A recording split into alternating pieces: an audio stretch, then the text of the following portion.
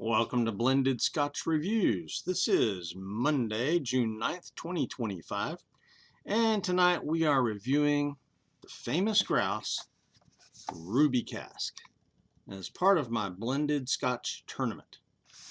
And in the first 5 minutes or so, I will give you the basic facts about this whiskey, my tasting notes, my score, and a letter grade, then a recommendation.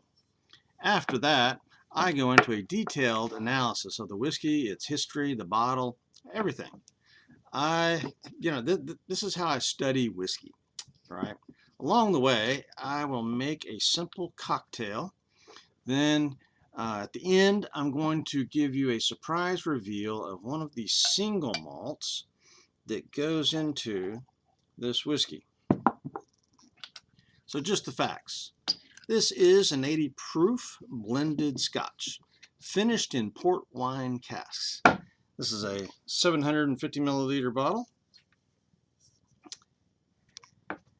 and it cost me $19 at Goody Goody here in Fort Worth, but I bought it about a year ago on sale, and today I think it's going to be worth higher, a little bit, 20 to 25 if it's not on sale.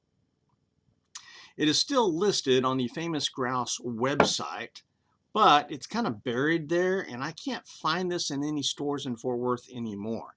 These kinds of expressions come and go quickly, and that's just the way of the world of whiskey. My tasting notes. The website says mellow with fruitcake and soft oak, a rich and smooth finish. I do get a little bit of fruit from the port wine finish, but maybe not go so far as to say fruitcake. But there's also, just a hint of maltiness, so I can see that. It's an easy sipping, delightful blend that's gentle, it's not strong, there's nothing bold here. My score was an 85. Letter grade, which stresses drinkability, was an A. Recommendation. If you want a wonderful blended Scotch with some good berry or fruit notes for around $20 to $25, I heartily recommend the famous Grouse port wine cask, Ruby Cask. That's what it's called, Ruby Cask. This is a great intro to Scotch for beginners, I think. And so now I'm going to look for other expressions of this whiskey. So I've got the basic famous Grouse. I've got this one. I've got the smoky black. And now I have recently found the bourbon cask. All right, let's get into the details. History. The brand was founded by Matthew Gloag in Perthshire, Scotland. Originally, it was called Gloag whiskey, right? And when it started in the 1840s, he was a grocer and started blending, and then his son took over the business and increased the blending composition of what they were selling, and then a nephew took over the business. So by 1906, it had changed from Gloag whiskey to the Grouse to famous Grouse in 1906. The picture on the label of a grouse was painted by Matthew's daughter, Philippa. The naming of this whiskey was something very clever in the marketing world, because Perth was a key point for hunters who came to the Highlands of Scotland to hunt the grouse. Grouse is like a cousin to American pheasants, okay? So naming the brand and having the picture of the bird on the bottle was a big draw for the sportsmen who came to Perthshire to go hunting. And so this would be in the restaurants, the pubs, the hunting clubs. So this was great marketing, and it's been #1 whiskey in sales in Scotland for 40 years. The Scots know their whiskey. This expression, Ruby Cask, is one of a wide variety that Famous Grouse offers in the Cask series, but they come and go. Famous Grouse was owned by the Edrington Group for a long time, but was sold to William Grant and Sons in September of 2024. So for history, 5 out of 5 points. Bottle, label, and marketing. This bottle is simple. It's kind of slender and a little bit taller because of that. It's got kind of a saddle shape in the top of the bottle there. I don't know if you can see that very well. But the color pattern of the cap and the box are matched right there. And each of the expressions has a different color pattern. So like the black has a pattern, the basic famous grouse has a pattern that's a little bit different, a color that's different, and the bourbon cask that I just got, again, it's a little bit different. So I like how they do their marketing, their label and their boxes that way. Now this Scotch, well, I'm talking about famous grouse in general, is the only Scotch whiskey that I've actually heard a radio spot for here locally in the Dallas-Fort Worth area on WBAP, and that was a couple of years ago. So there has been a marketing campaign in America, because who knows where else you got that marketing from.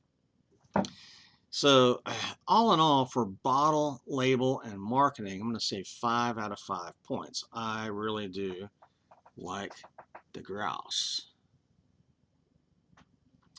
Appearance of this whiskey. In the glass, that's fairly medium, so I'm going to give that a 3. So it's darker than a lot of blended scotches in the bottle.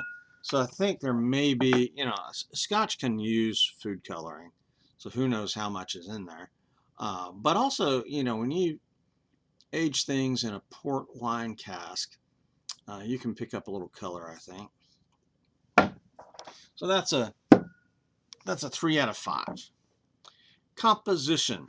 Well, it's a blend, which means it's got more than it's got 2 or more single malts, and it's got a lot of grain whiskeys, single grain whiskeys as well.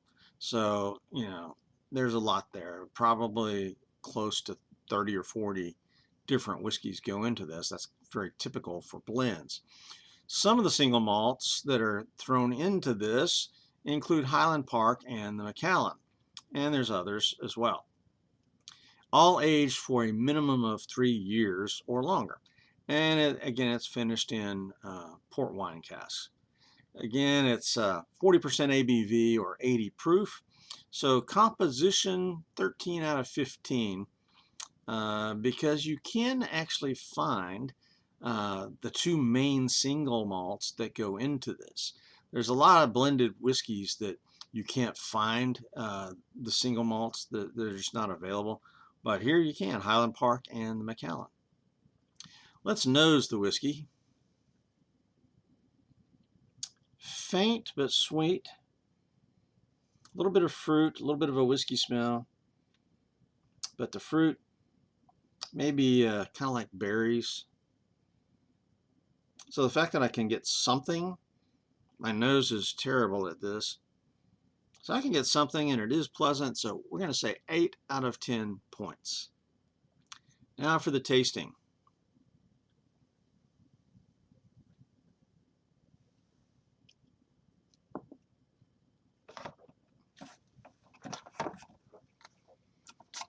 Rich, sweet, a bit of fruit like strawberries, raspberries, something like that. A little bit of malty, like hot cereal, along with those berries. So it's a really pleasant taste. It's easy, full of flavor. There's nothing harsh going on there. So this is really quite a delightful pour.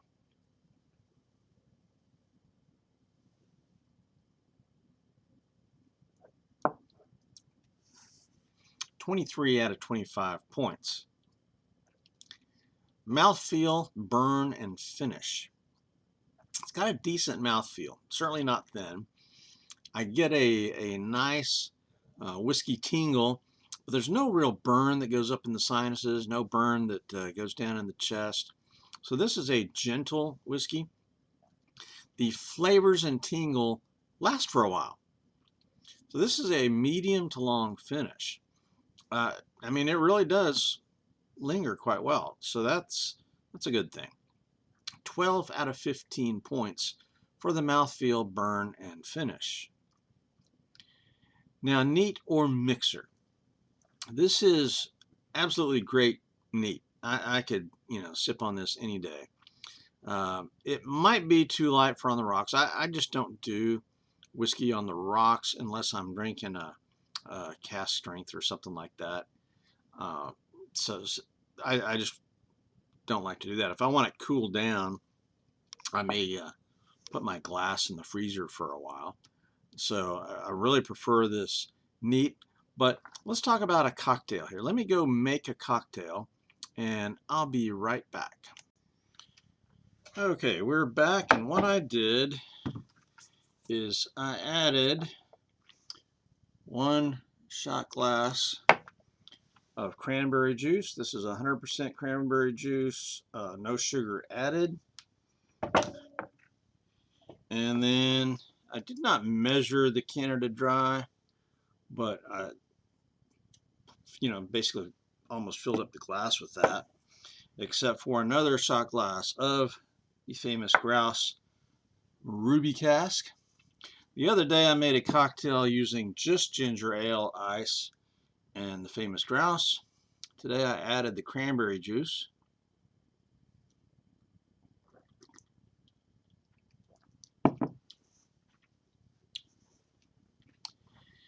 And what I get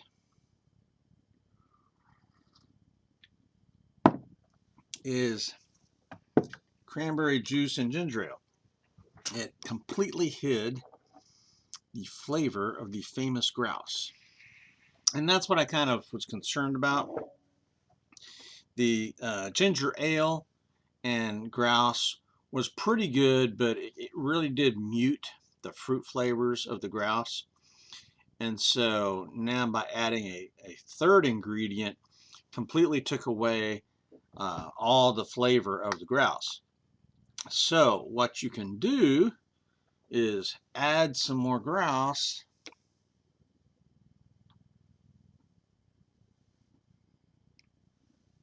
like that. And I've experienced this with blended scotches, is that 80 proof just is easy to get lost in anything but the most simple of cocktails. I just simply cannot taste the whiskey if it's buried in there. Now that doesn't mean it's a bad cocktail. It's still tasty, but if you want to taste the whiskey,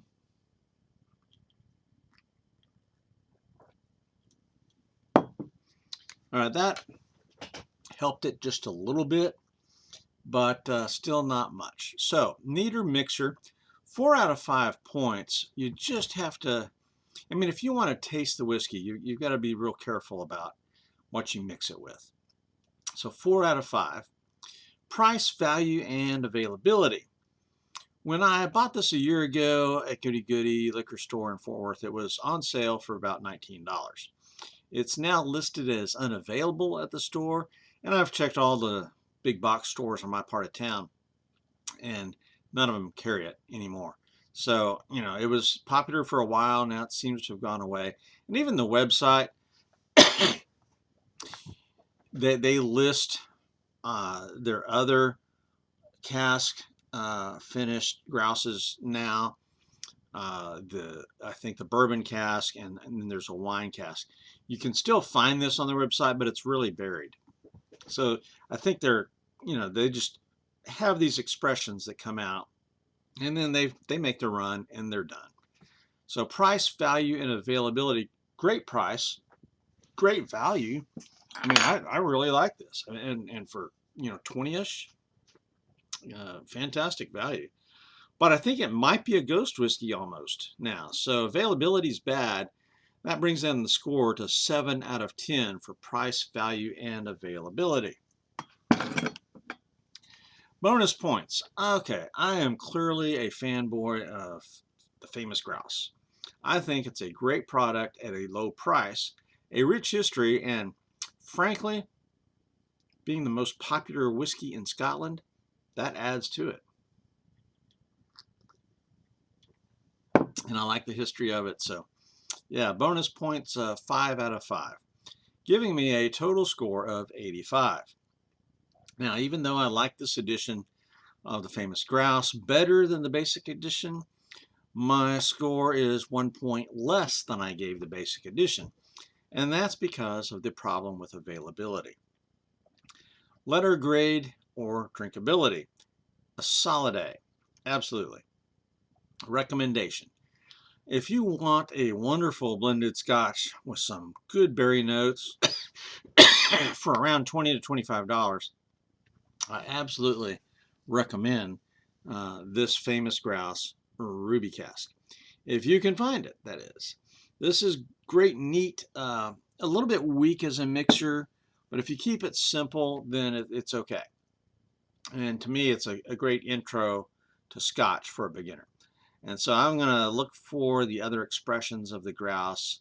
I just recently bought the bourbon cask edition, but I haven't tasted it yet. I've not seen the wine cask edition yet. I always have the smoky black available. I mean, I think that's on their permanent lineup now. It's so popular.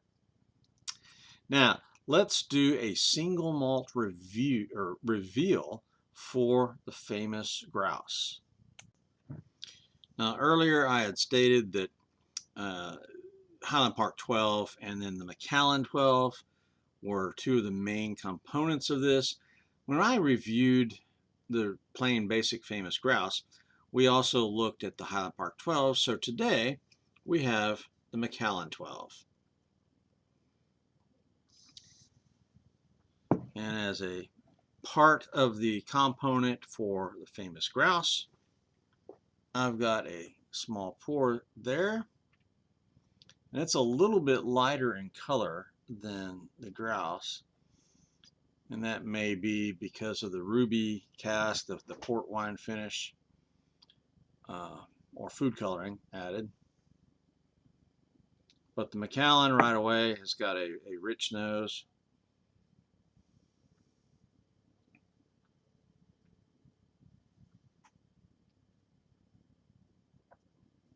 You get a bolder experience with the single malt. It is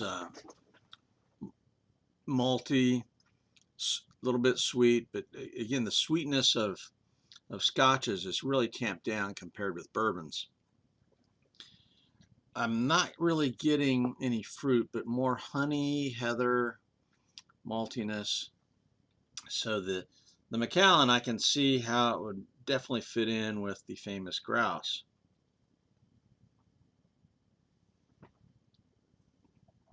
And the Macallan is really one of the most popular and famous single malts around. All right, conclusion. The next whiskey for blended Scotch reviews is going to be Johnnie Walker Red. So I figured Ruby Cask versus Red. That would be a good lineup. And so that's going to be the next review. And that means the head-to-head competition coming up for my tournament will be Famous Grouse Ruby Cask versus Johnnie Walker Red. Well, that's all for this episode of Blended Scotch Reviews. Stab the Dragon out here.